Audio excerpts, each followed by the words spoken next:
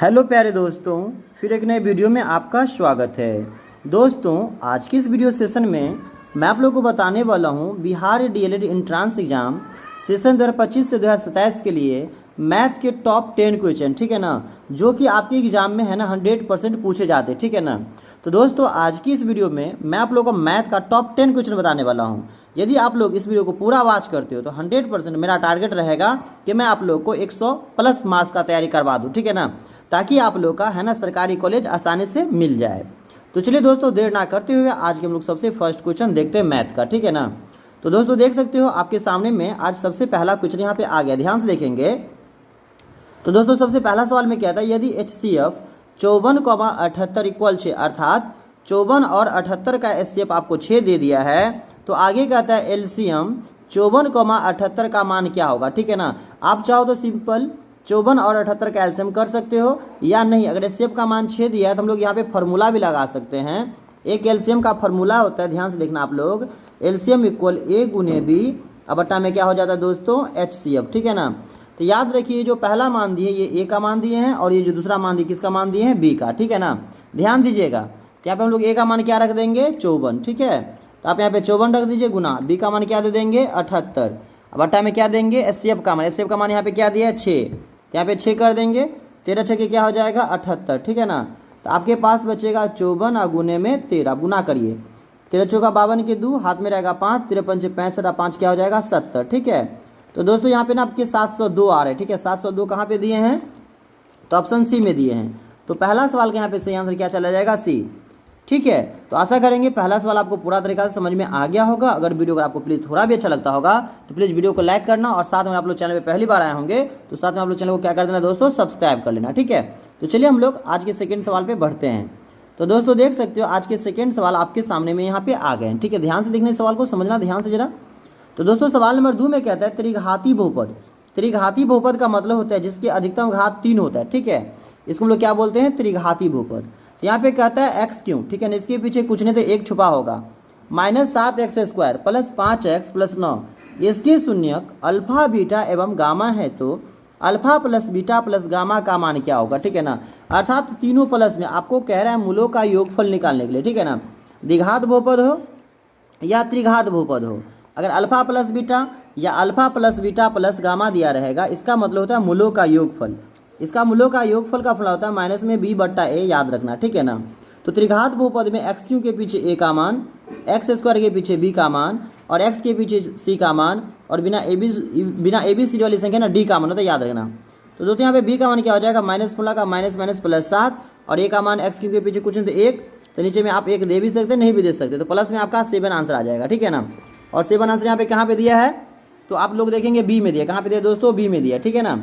तो दूसरा सवाल के यहाँ पे सही आंसर क्या हो जाएंगे आपके, बी आंसर सही चले आएंगे, ठीक है। तो चलिए दोस्तों हम लोग बढ़ेंगे सवाल नंबर 3 की तरफ, ठीक है। तो आप लोग यहाँ पे देख सकते हो सवाल नंबर 3 में कहता है निम्नलिखित में कौन अपरिमेय नहीं है, ठीक है ना।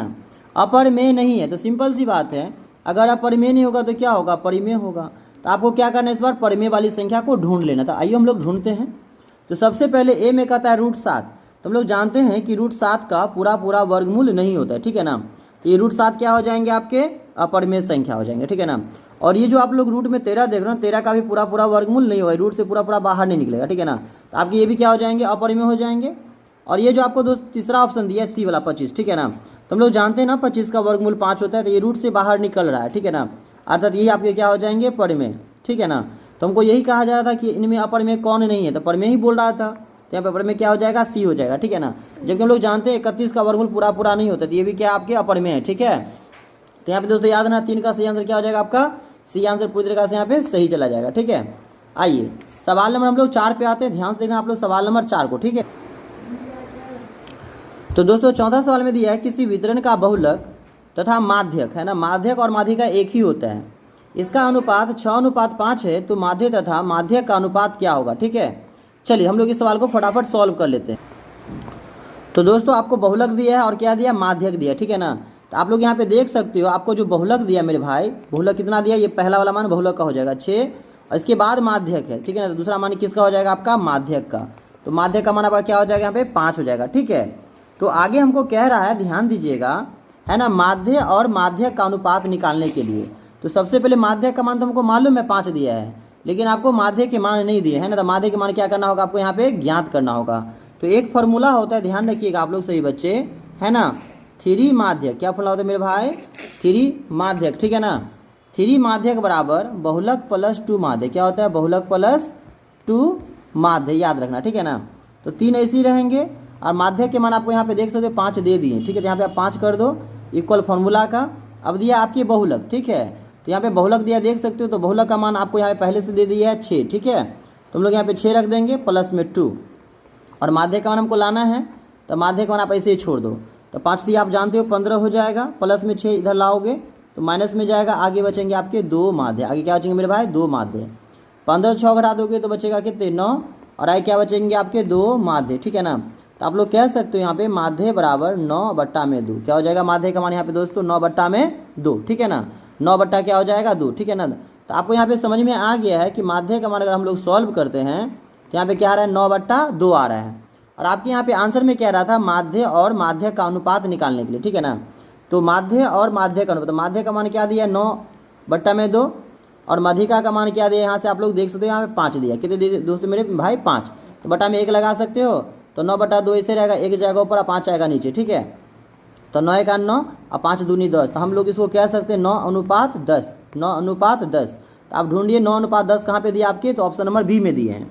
तो जितने दोस्तों यहाँ पे 4 के बी बताते हैं सारे बच्चों का आंसर सही जाता है, ठीक है ना।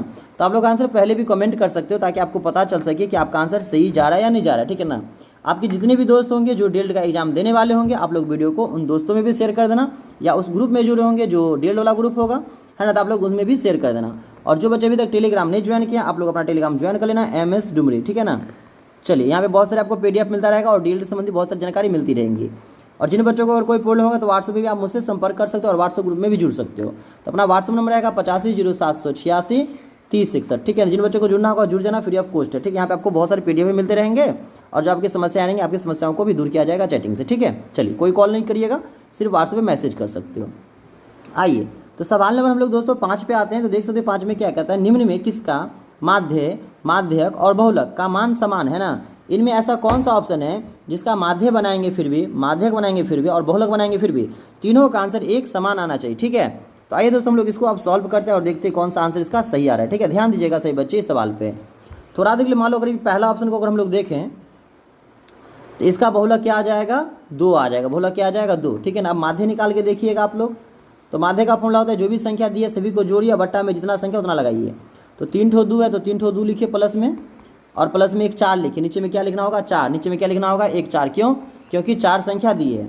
तो 2 2 4, 2 6 और 4 10, 4 से भाग करेंगे, 4 दूनी 8, 2 पर 0 20, 4 5 6 20, तो 2.5 आ रहा है और यहाँ पे 2 आ रहा है। तो आंसर तो अलग अलग आ गया ना, तो ये वाला ऑप्शन तो हो ही नहीं सकता है।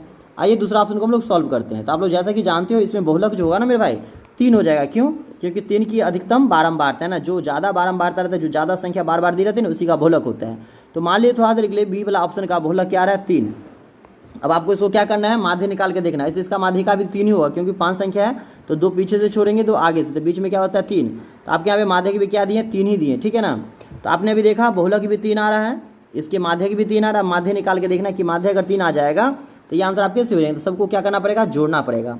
तो आप लोग यहाँ पे लिख लो माध्य बराबर 1, उसके बाद 3 ठो 3 दिए हैं, 1 3 2 3 और 1 3 3, नीचे में 1 5, बट्टा में क्या दोगे 1 2 3, 5 संख्या 5 दे दो, ठीक है ना। अब जोड़ो तो 1 3 4 3 7 3 10 5 15, क्या हो जाएगा मेरे भाई 15, नीचे में 5। अब 5 से 15 में भाग करोगे तो 3 मरतबे कट जाएगा। तो देख सकते हो आप लोग यहाँ पे माध्य भी 3 ही आ रहा है, ठीक है ना। तो एक ऐसा ऑप्शन है ऑप्शन नंबर बी 5 का, जिनके माध्य भी 3, माध्यक भी 3 और बहुलक भी 3, सभी आंसर समान आ रहे हैं, ठीक है। तो हम कोई कह सकते हैं दोस्तों यहाँ पे, है ना, कि 5 का कौन सा आंसर सही चला जाएगा, बी वाला आंसर पूरी तरीके से यहाँ पे सही चला जाएगा, ठीक है। तो दोस्तों आइए सवाल नंबर हम लोग 6 पे आते हैं। देख सकते हो आपका सवाल नंबर 6 यहाँ पे आ गया, ध्यान से देखना सारे मेरे भाई लोग, ठीक है ना। तो दोस्तों सवाल नंबर 6 में क्या रहा है, ध्यान दीजिएगा सही बच्चे, बहुत इंपॉर्टेंट सवाल है आपके एग्जाम के लिए। तो दोस्तों सवाल नंबर 6 में कहता है 7 sin square theta plus 3 cos square theta बराबर 4, तो tan थीटा का मान क्या होगा, ठीक है ना। इसको बनाने की कई विधियाँ हैं, लेकिन आइए मैं आपको बहुत सिंपल विधि से बता रहा हूँ, ठीक है ना।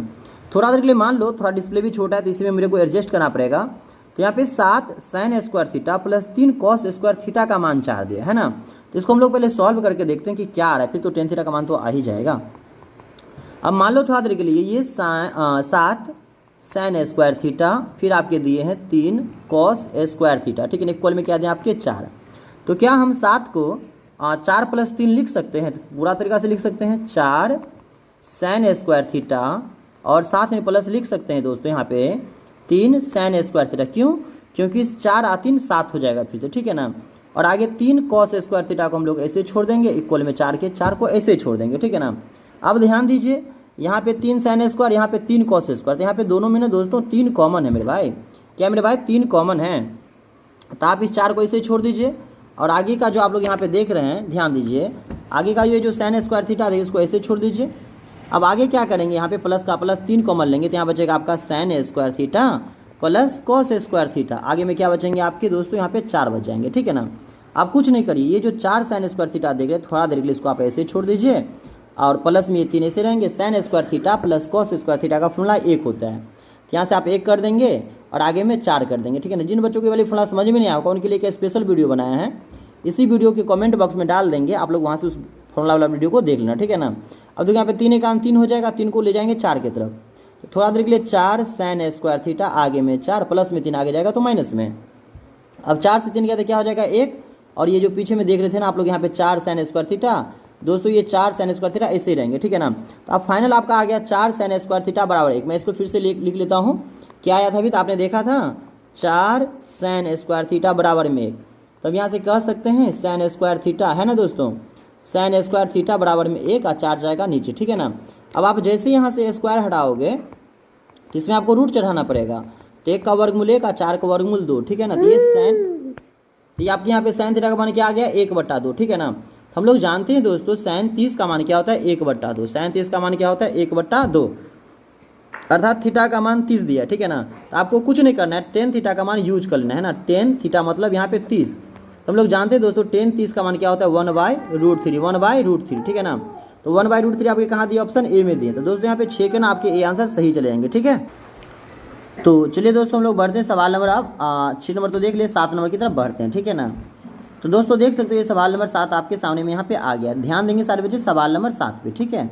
तो दोस्तों 7 में क्या कहता है सेक 4 थीटा है ना, सेक के पावर 4 थीटा माइनस में सेक स्क्वायर थीटा है ना, इसका मान क्या होगा, ठीक है ना। थोड़ा देर के लिए मान लो, थोड़ा देर के लिए मान लो कि यहाँ पे सेक 4 है और यहाँ पे सेक स्क्वायर है ना। सेक 4 मतलब सेक के पावर 4, ठीक है। तो यहाँ पे पावर में 4 है, यहाँ पे 2 है, सबसे छोटा 2 है, तो हम क्या करते हैं यहाँ पे थोड़ा देर मान लो ना सेक स्क्वायर कॉमन ले लेते हैं, ठीक है ना। सेक स्क्वायर कॉमन ले लोगे आप मान लो, फिर भी यहाँ पे सेक स्क्वायर थीटा बचेगा, क्यों? पावर में 4 है ना, तो इतना बचेगा, यहाँ बचेंगे माइनस में 1, ठीक है ना। अब आगे दोस्तों हम क्या करेंगे, ध्यान देना, आगे आपको क्या करना है, ये जो आप लोग सेक स्क्वायर थीटा देख लो, ठीक है ना, इसका एक फार्मूला होता है 1 + tan स्क्वायर थीटा, ठीक है, इंटू ब्रैकेट में बंद हो जाएगा। और ये जो आप लोग देख रहे हो ना सेक स्क्वायर थीटा -1, इसका फॉर्मूला होता है tan स्क्वायर थीटा, ठीक है ना। अगर ये वाले अगर आपको फॉर्मूला समझ में नहीं आता होगा ना, तो इसके मैंने एक डिटेल्स में फॉर्मूला बनाया है त्रिकोणमिति का, है ना। इस वीडियो को मैं क्या करूँगा ना कमेंट बॉक्स में डाल दूंगा, आप लोग उस वीडियो को प्लीज़ पूरा वॉच कर लेना, ठीक है। अब इस एक को tan स्क्वायर से गुना करोगे ना दोस्तों, यहाँ पे हो जाएंगे tan square theta plus tan square को tan स्क्वायर से गुना कर दोगे ना, तो यहाँ पे क्या हो जाएगा 10 के पावर में 4 थीटा, ठीक है ना। अब ऐसा ऑप्शन ढूंढिए tan स्क्वायर प्लस 10 के पावर में 4 थीटा, ठीक है ना। तो इसमें तो माइनस बीच में तो इसी गलत है, इसमें माइनस है तो इसी गलत है, ठीक है ना। बीच में वो क्या देखना, प्लस देखना, इस बात को याद रखना है ना। 10 स्क्वायर और 10 के पावर 4, ठीक है ना, 10 स्क्वायर 10 के पावर 4, तो ऐसा ऑप्शन आपको मिलेगा दोस्तों सी में, ठीक है। तो मेरे प्यारे दोस्तों ने यहाँ पे 7 के ना आपके सही आंसर पूरी तरीके से यहाँ पे सही चला जाएगा, ठीक है। आइए सवाल नंबर हम लोग 8 पे चलते हैं, ठीक है। तो दोस्तों देख सकते हो सवाल नंबर 8 आपके सामने में यहाँ पे आ गया है। तो सवाल नंबर 8 में कहता है मेरे भाई साइन अल्फा बराबर 1/2 और कॉस बीटा बराबर 1/2, तो अल्फा प्लस बीटा का मान क्या होगा। तो आप लोग को याद होगा मेरे भाई साइन 30 का मान क्या होता है 1/2, साइन 30 का मान क्या होता है 1/2, तो आप कह सकते हो अल्फा बराबर यहाँ पे 30 डिग्री। और कॉस में जो दोस्तों ये देखते हो ना 1/2, इसका कॉस में जो है ना मेरे भाई ये बीटा का मान क्या हो जाएगा, कॉस 60 का मान होता है 1/2, ठीक है ना। तो यहाँ पे बीटा और क्या हो जाएगा 60 डिग्री। अब कहता है अल्फा प्लस बीटा, तो हम लोग यहाँ से अल्फा का मान क्या रख लेते हैं 30, अब बीटा का मान क्या दे देंगे यहाँ से 60, और 30 में जैसे हम लोग 60 जोड़ देंगे तो 30 और 60 क्या हो जाएगा मेरे प्यारे बच्चों 90 हो जाएगा, क्या हो जाएगा 90 डिग्री। तो 90 डिग्री दोस्तों देख सकते हो यहाँ पे सवाल नंबर 8 की ना डी में दिए गए हैं। तो दोस्तों यहाँ पे 8 का डी आंसर पूरी तरह से सही चला जाएगा। आइए सवाल नंबर हम लोग बढ़ते हैं 9 की तरफ, ठीक है ना। तो दोस्तों देख सकते हो सवाल नंबर 9 में यहाँ पे क्या दिए हैं, यदि x का मान 1 और y बराबर 6, अर्थात x जहाँ पे वहाँ पे 1 रखिए और जहाँ पे y है वहाँ पे दोस्तों 6 रखिए। फिर आगे कहता है 8x - ay + a² = 0 के हल हो तब a का मान क्या होगा। बहुत सिंपल, पहले ध्यान दीजिएगा सवाल पे। तो सबसे पहले मैं डायरेक्ट यहाँ पे सेट कर दूँ 8 का 8 अगुना, x का मान यहाँ से 1 दे दीजिए माइनस में a अगुना, y का मान यहाँ से क्या देंगे आप लोग 6, a का मान लाना तो a स्क्वायर छोड़ दीजिए, आगे में मान लो यहाँ पे 0 लिखा, आगे में क्या लिखा मान लो 0। तो यहाँ पे कहेंगे आप लोग 8 है का ना 8 और 6 को a से गुना करेंगे तो 6a प्लस में a स्क्वायर इक्वल में क्या हो जाएंगे 0, ठीक है ना। अब थोड़ा देर के लिए मैं चाहूँ ना तो इसको सजा के ऐसे लिख सकता हूँ a स्क्वायर माइनस में 6a है ना, और प्लस यहाँ पे कुछ नहीं प्लस पीछे प्लस होगा, प्लस में 8 इक्वल 0, ठीक है ना। तो गुना करने पे 8 और घटाने पे 6, तो एक फार्मूला होता है ना, शुरू लास्ट को छोड़ो बीच को तोड़ो, ठीक है ना। तो 4 दूनी 8 और 4 2 6, तो यहाँ पे कहेंगे 4a माइनस में 2a, ठीक है ना। अब यही वाला दोनों आंसर होगा, ठीक है ना, माइनस में है तो 4 प्लस में जाएगा, माइनस में 2 है तो आगे क्या जाएगा प्लस में, तो 2,4 को या 4,2 को यही वाला आंसर आपके सही जाएंगे। तो यहाँ पे इसे बी आंसर सही चला जाएगा, बट मैं इसको ना पूरा सॉल्व करके आप लोग को दिखा देता हूँ। यहाँ जो देख रहे थे ना a square minus 6 plus 8 equal 0, आइए इसको हम सॉल्व कर लेते हैं। क्या दिया था ध्यान रखिएगा, a स्क्वायर है ना, आगे क्या दिया था माइनस में 6a प्लस 8 दिया था, है ना, यही दिया था ना। तो शुरू को छोड़ेंगे और लास्ट को छोड़ेंगे, बीच को तोड़ेंगे, तो फॉर्मूला होता है 4 दूनी 6 और 4 2 8। तो ये वाला लिख लेंगे, इस दोनों में कॉमन a है तो यहाँ बचेंगे a माइनस 4, यहाँ कॉमन लेंगे 2 तो यहाँ पे फिर से बचेंगे a माइनस 4, ठीक है ना, इक्वल में 0 हो जाएगा। अब आगे दोनों देखो मिल गया, तो कॉमन ले लो a माइनस 4 और आगे क्या बचेगा a माइनस 2, तो यहाँ पे a माइनस 2 लिख लो इक्वल में 0। अब आप लोग को इफ़ निकालना होगा पहले इस दबा के लिए, तो a माइनस 4 इक्वल में 0, माइनस में 4 आगे जाएंगे तो प्लस में, उस तरीका से a माइनस 2 का इफ निकालेंगे तो ये प्लस में 2 चला जाएगा, तो है ना, तो एक बार 4 एक बार 2 आएगा, ठीक है, 4,2 या 2,4 कह लो। तो ऐसा ऑप्शन दोस्तों बी में दिए थे, तो बी आंसर सही चले जाएंगे। तो आइए दोस्तों हम लोग आज के 10वां सवाल को देख लेते हैं। तो दोस्तों देख सकते हो ये 10वां सवाल में कहता है, यदि युगपत है ना या युग्मत समीकरण निकाय का कोई हल नहीं है हो तो वह समीकरण निकाय क्या कहलाएगा। ध्यान दीजिएगा, इसके लिए मैंने एक फॉर्मूला का स्पेशल वीडियो बनाया है, इसी वीडियो के कमेंट बॉक्स में मैं उसका भी लिंक डाल दूंगा, आप लोग वहाँ से भी देख लेना, ठीक है ना। तो एक फॉर्मूला तो याद रखिएगा, a1/a2 है ना इक्वल b1/b2 और नॉट इक्वल c0/c2, ध्यान रखना नॉट इक्वल c1/c2। इसी को हम लोग बोलते हैं दोस्तों, याद ना कोई हल नहीं होगा, है ना, क्या होगा मेरे भाई कोई हल, याद ना कोई हल नहीं होगा, क्या होगा मेरे भाई कोई हल नहीं होगा। और इसी का दूसरा नाम होगा है ना विरोधी होगा, क्या हो जाएगा विरोधी होगा, क्या हो जाएगा विरोधी हो जाएगा, ठीक है ना। ये फॉर्मूला होता है आप लोग याद रखना, ठीक है ना। और जिसमें तीनों इक्वल होते हैं, ध्यान रखना, जिसमें तीनों इक्वल होता है ना, हम लोग इसको संपाति भी बोलते हैं, संगत भी बोलते हैं, और भी बहुत सारे नाम हैं, अपरिमित रूप से अनेक हल होंगे। और इसे हम लोग क्या बोलते हैं आश्रित होगा, इसको हम लोग क्या बोलते हैं दोस्तों याद रखना आश्रित होगा। और एक फॉर्मूला ये होते हैं a1/a2 नॉट इक्वल b1/b2, ठीक है ना, इसको हम लोग क्या बोलते हैं अविरोधी बोलते हैं, याद रखना, इसको हम लोग है ना प्रतिच्छेद करती हुई रेखा भी बोलते हैं, है ना, संगत भी बोलते हैं, और भी कई सारे इसके नाम है, ठीक है। तो चलिए दोस्तों आज के हम लोग आखिरी सवाल देख लेते हैं। तो आपके आखिरी सवाल है, यदि चर x, y में रैखिक समीकरण mx plus by plus n equal 0 में कितने अधिकतम हल संभव है, 1 2 अनंत या इनमें से कोई नहीं। तो दोस्तों इसके हम लोग आंसर सॉल्व करेंगे ना, बहुत सारे आंसर आ सकते हैं ना, 1 से ज़्यादा आएंगे, 2 से भी ज़्यादा आएंगे, अर्थात अनंत आंसर आ जाएंगे, ठीक है ना, अनंत आंसर आ जाएंगे। क्यों, जैसे मान लो थोड़ा देख लिया यहाँ पे अगर 4x प्लस 5y प्लस 6 है ना, अगर x का मान 1 रखिएगा तो y का मान कुछ और आएगा, 2 रखिएगा तो y का मान कुछ और आएगा, अगर y का मान 1 2 3 कुछ भी रखेंगे तो फिर बहुत सारे आंसर आ सकते हैं इसके, ठीक है ना। तो हम कह सकते हैं दोस्तों यहाँ पे अनंत आंसर इसका हो सकता है, ठीक है ना। तो अर्थात यहाँ पे क्या हो जाएंगे 11 के सी आंसर सही चलेंगे, ठीक है। तो दोस्तों आज के लिए ना इतना ही रहेगा। अगर मेरा वीडियो आपको प्लीज़ थोड़ा भी अच्छा लगा तो प्लीज़ वीडियो को लाइक करना, और साथ में अगर आप लोग चैनल पर पहली बार आए तो चैनल को सब्सक्राइब कर देना, और दोस्तों में शेयर करना, और कमेंट करके जरूर बताना कि मेरा वीडियो आपको कैसा लगा। तो थैंक्स फॉर वॉचिंग, फिर मिलते हैं एक नई वीडियो के साथ, जब तक के लिए दीजिए bye bye, take care, bye.